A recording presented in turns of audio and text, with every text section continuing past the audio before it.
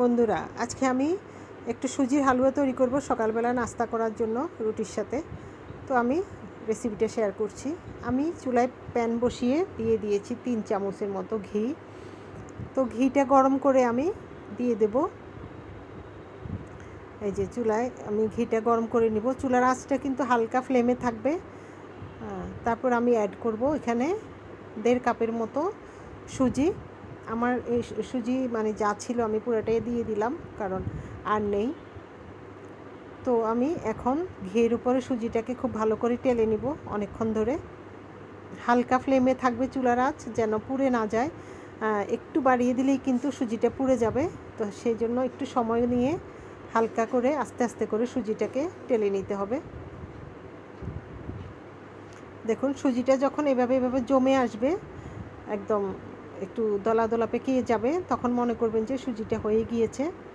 তো এখন আমি এখানে অ্যাড করব 1 কাপ দুধ, বড় কাপের 1 কাপ দুধ।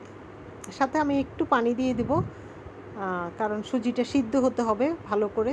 তারপরে একটু পানি অ্যাড করে আমি সুজিটাকে এখন খুব ভালো করে নেড়ে নেড়ে হালকা হাতে এই করব।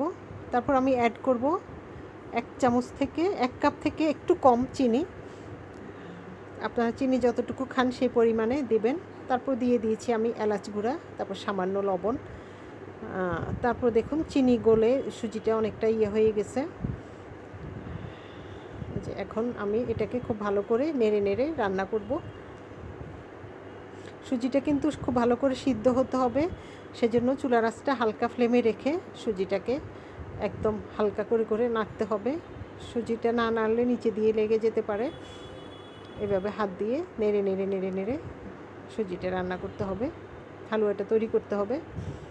তারপর দেখুন আমি নাড়তে নাড়তে সুজিটা কিন্তু হালুয়াটা একদম ঘন হয়ে গিয়েছে। এখন আমি আবার 1.5 চামচ ঘি অ্যাড করে দিলাম।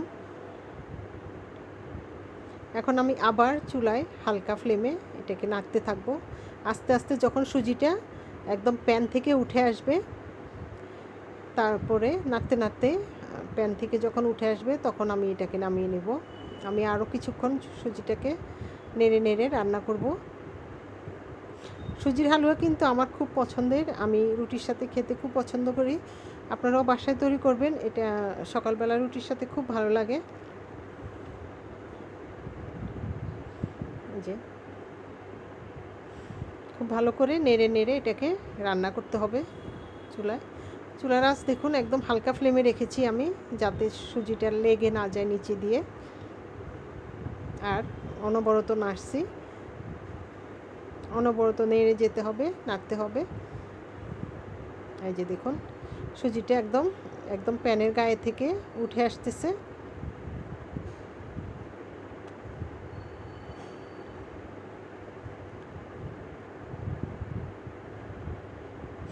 বাস, আমি এখন নামিয়ে নিলাম। সুজিটা যখন প্যানের গায়ে থেকে উঠে আসবে, মনে করবেন যে হয়ে গিয়েছে। তারপর আমি একটা ডিশে ঢেলে এই যে আমি একটা চামচ দিয়ে সমান করে করে বসিয়ে দিলাম।